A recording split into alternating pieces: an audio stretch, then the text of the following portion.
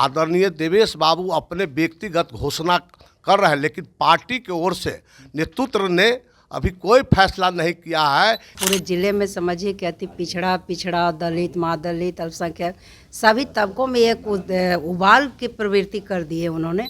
पिछड़ा लड़ेगा तो भाजपा का उम्मीदवार हारेगा, यदि कोई दूसरे उम्मीदवार बनेंगे तो भाजपा का उम्मीदवार की जीतने की संभावना बढ़ जाएगी। नमस्कार, मेरा नाम आलोक है। आप लाइव स्ट्रीज देख रहे हैं। इस साल लोकसभा चुनाव है, 2024 का आगाज़ हो चुका है और सबसे पहले अगर बिहार में किसी सीट की ज़्यादा चर्चा हो रही थी तो वो सीट है सीतामढ़ी, क्योंकि बिहार विधान परिषद के सभापति देवेश चंद्र ठाकुर ने खुलकर यह कह दिया कि वे चुनाव लड़ेंगे। उनकी बात शीर्ष नेतृत्व से हो चुकी है और सीतामढ़ी से लोकसभा चुनाव लड़ने की सबसे पहले दावेदारी अगर किसी ने ठोकी महागठबंधन से तो वो थे देवेश चंद्र ठाकुर। देखिए, हमारे साथ सीतामढ़ी के कई सारे जो जनप्रतिनिधि हैं वे मौजूद हैं और इन सभी की एक बड़ी बैठक हो रही है 2024 चुनाव को लेकर, सीतामढ़ी को लेकर, क्योंकि देवेश चंद्र ठाकुर जो हैं वे चुनाव लड़ने की बात कर रहे हैं।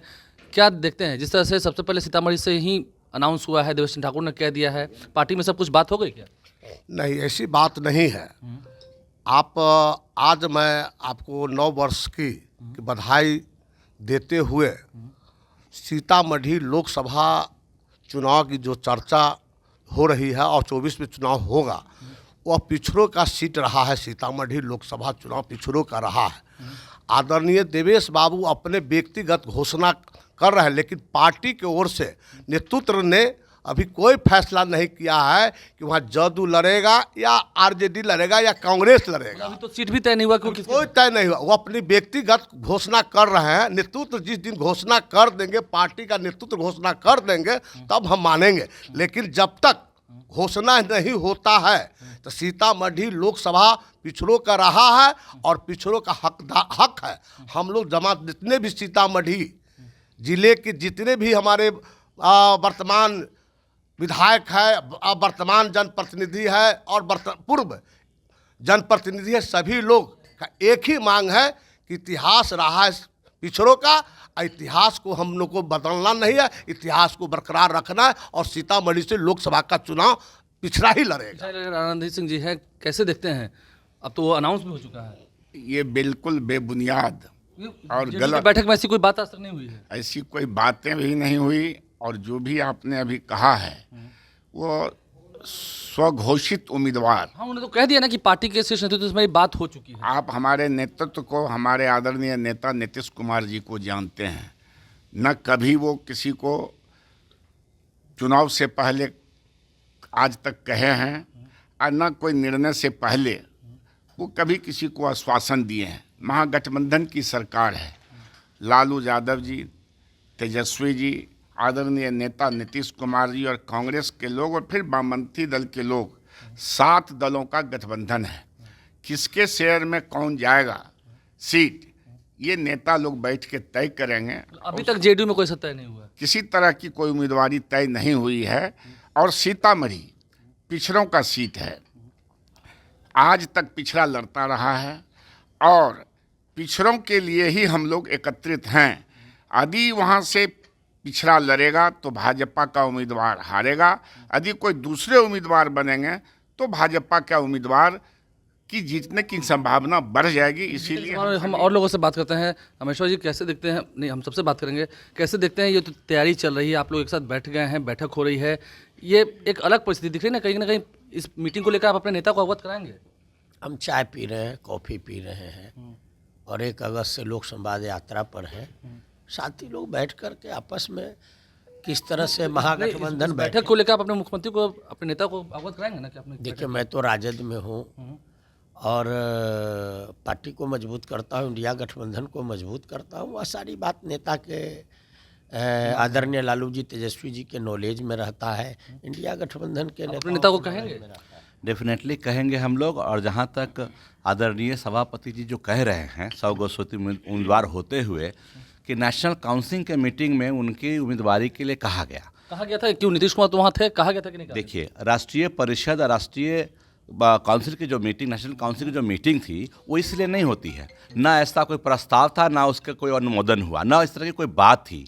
लेकिन अपने से बोल के और अपने से सब जगह फैलाना कि हमें कह दिया गया है। अभी तक हिंदुस्तान में इंडिया गठबंधन के किसी भी उम्मीदवार की घोषणा नहीं हुई है।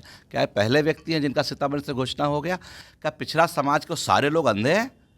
क्या हम लोगों ने हमेशा उनको सपोर्ट किया? हम लोग अंधे थे? मतलब आप लोग उन्होंने पिछड़ा समाज को अंधा कहा है। हम लोगों को अंधा कहा तो हम पिछड़ा समाज के सभी लोग पिछड़ा समाज के लिए सीट मांग रहे हैं और कहते हैं कि सब लोग अंधे हैं जो लीडरशिप चाहते हैं। इसका मतलब हम लोग अंधे हैं? हम लोगों ने अब तक जो उन पर विश्वास किया हम लोग गलत थे? तो ये सारा बात उनका गलत है। अभी तक कोई उम्मीदवारी किसी की घोषणा नहीं हुई है। कई लोग हैं उम्मीदवारी के लिस्ट में, किसको मिलेगा? जिसको नेता चाहेंगे हम लोग उनको सपोर्ट करेंगे। जिनको नेता चाहेंगे। राम कुमार शर्मा जी, हम अंतिम सवाल आपसे ही लेंगे। काउंसिल की बैठक में और परिषद की बैठक में जाना ही उनका लगता है कि वो सही नहीं था क्या? देखिए, पहले भी आपके माध्यम से मैंने बताया है कि कभी भी इतने बड़े संवैधानिक पद पर रहते हुए उनको इस बैठक में नहीं जाना चाहिए। यदि गए भी तो कोई बात तो ऐसी हुई नहीं, इस प्रस्ताव का जो चर्चा हुआ ऐसी कोई बात नहीं हुई थी। ऐसी कोई बात उस सब बैठक में होती ही नहीं है। यदि बातचीत के क्रम में कहीं पर किसी से बात होगा तो उसको मीडिया में वो परोस रहे हैं या दुर्भाग्यपूर्ण है। वैसे आज की बैठक इसलिए हम लोगों ने बुलाया है, बैठक नहीं है ये, हम लोगों का आपसी में बातचीत है। बातचीत इसलिए है कि इसके बाद जब हम लोग इस बात का प्रतिकार किए तो उन्होंने हमें सभी जनप्रतिनिधियों को, जिसमें पिछड़ा भी हैं और अगरा भी हैं, उसको अंधा कहने का काम किया।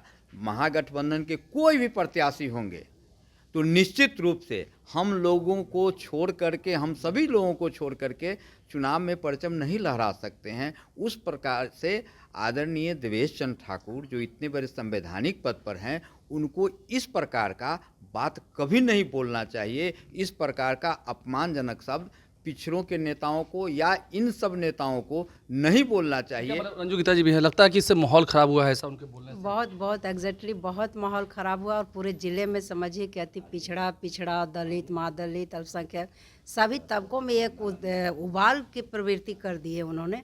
और पता नहीं, मैं उनकी बहुत इज्जत करती हूँ, सभापति महोदय, वो पूरे जिला में एक होर्डिंग लगाकर भावी उम्मीदवार, एक साधारण से साधारण, मेरा पंचायत अध्यक्ष भी पार्टी का इस तरह से हरकत करे तो वो भी हास्यास्पद है। पता नहीं उनके कौन आजकल सलाहकार बन गए हैं जो इस तरह की हरकतें करवा रहे हैं। तो ये अलग मीटिंग की तस्वीर जो आपको दिखाए थे, पटना के एक बड़े होटल में मीटिंग हो रही है और सीतामढ़ी से देवेश चंद्र ठाकुर चुनाव लड़ेंगे कि नहीं लड़ेंगे, इसको लेकर के अब सियासी तूफान जो है वो उठने लगा है। खासकर अगर हम जिले की बात करें तो जिले के अंदर जितने जनप्रतिनिधि हैं, हम सभी की तस्वीर आपको दिखा रहे हैं, सभी एक साथ बैठे हुए हैं। और माहौल क्या है, हम अंतिम चलते सवाल लेते हैं, क्या लगता है जो बोल रहे हैं, मतलब कथनी और करनी बहुत फर्क है? आदरणीय सभापति जी जो कर रहे हैं उनका अहंकार बोल रहा है। वो पिछड़े समाज को गाली दे रहे हैं, कौवा और अंधा बता रहे हैं।